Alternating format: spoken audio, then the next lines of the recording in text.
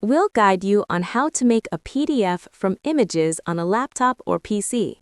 If you find this helpful, please consider subscribing and liking the video.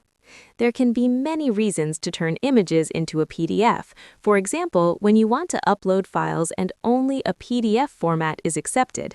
First, keep all your images together.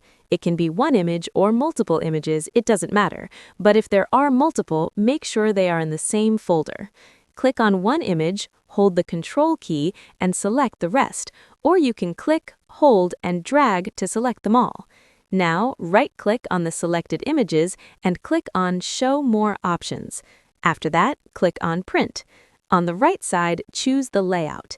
In this case, select Full Page Photo.